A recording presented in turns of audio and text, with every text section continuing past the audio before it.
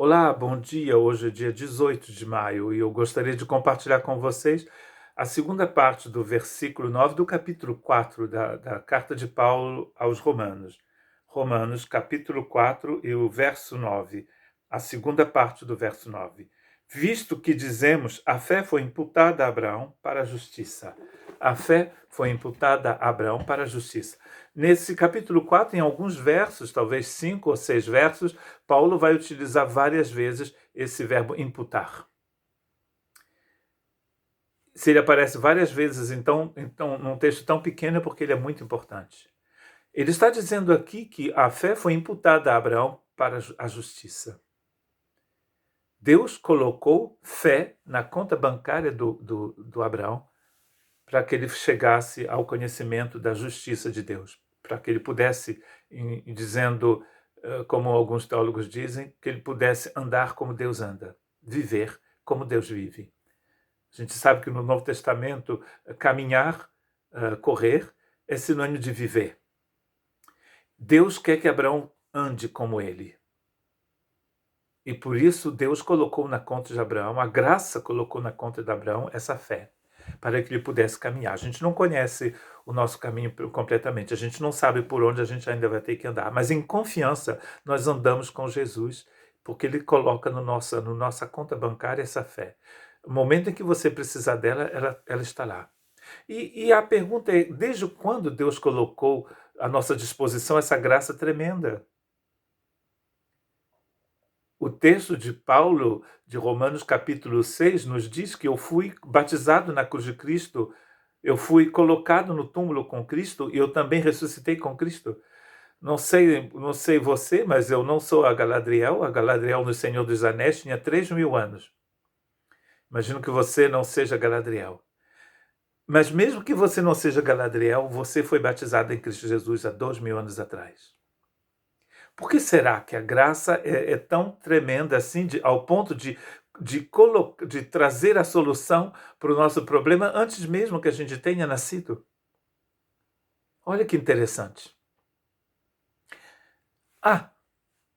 Mas se a gente quiser perder o sono, a gente lê certos textos, como aquele texto da primeira epístola de Pedro, quando ele nos diz que o Cordeiro de Deus foi oferecido antes da fundação do mundo. Foi manifestado antes da fundação do mundo.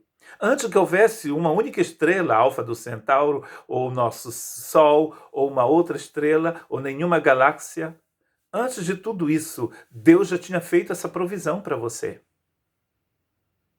Imagine que você seja um estudante, tenha ido para a universidade, o primeiro ano, você vai morar na universidade, então você já tem a sua carteira de motorista, o seu pai vai emprestar o seu carro, ele não precisa mais, está aposentado e tudo mais, está no campo, e você leva o carro do seu pai. E o seu pai, que é tão generoso, fala, pode levar também a minha carta Visa Gold, ouro.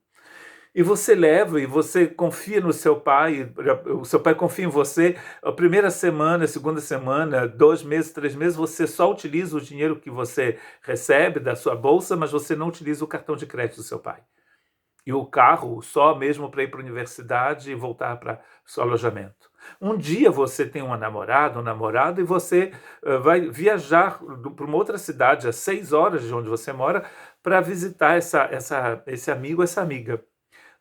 Não fala para o seu pai, claro. Né? Isso é uma mentirazinha, o seu pai não vai ficar sabendo de qualquer forma. Só que o problema é que quando você volta, você atropela um porco do mato. Aqui na nossa região tem muito porco do mato, e à noite, às vezes, quando você atravessa uma fronteira, ou então tem veados, e quando você atravessa uma floresta, às vezes você tem que ter cuidado, porque passa na sua frente e você nem vê. E você atropela esse animal e o carro fica quebrado. Não. Aí agora o que você faz? Você liga para o seu pai. Eu menti para você, eu peguei o seu carro e viajei para bem longe de onde eu moro, sem falar para você. E o que eu faço agora? E o seu pai fala, olha, você utiliza o cartão que eu deixei com você. Felizmente existem pais assim. Deus é assim. Deus já fez a provisão para você. Quando você tiver um acidente, atropelou um animal aí na estrada, fez uma bobeira, né? Mentiu, Deus tem uma provisão, a graça tem uma provisão. A fé já foi imputada para que você andasse em justiça. Aí você fala, então vamos abusar disso daí? Como a graça está aí à disposição, vou mentir, vou fazer um monte de coisa, vou atropelar ainda outras coisas, causar um monte de acidente, porque a graça está aí para isso, para me ajudar, para me perdoar. Eu tenho dinheiro na minha conta. Mas se a gente pensa sempre que, na verdade, a gente nunca conheceu a graça de Deus. A graça de Deus não é um pretexto para a gente fazer o que a gente quer. A graça veio para nos transformar.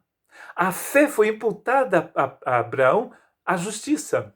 Imaginemos que Deus possa chegar para Abraão logo no início da sua caminhada e falar: Abraão, ofereça-me a sua esposa em sacrifício, em holocausto. Na mesma hora ele cortaria a cabeça da esposa. Duas vezes ele mentiu no Egito e depois a Amaleque, mentiu que a Sara era a esposa dele com medo de si mesmo. Para se proteger, ele preferiu que um outro homem pegasse a sua esposa. Ou seja, pegasse e levasse para casa. Olha que coisa incrível, porque aquele homem estava aprendendo, estava começando, está engatinhando. Só que a gente não pode ficar bebê a vida toda, né? Não existe nada pior do que cristão, do que crente, do que protestante, evangélico, católico, que tenha 40 anos, mas ainda se comporte espiritualmente como se fosse um bebê. Você imagina se o seu bebê, eu que sou simpático e bonito, 1,85 m, você imagina se eu continuasse um bebê durante mais de 40 anos, que eu tenho 40 e tantos, como diria o seu Madruga. 40 e tantos, né? O seu Madruga diz isso no Chaves, no Clube dos Chaves.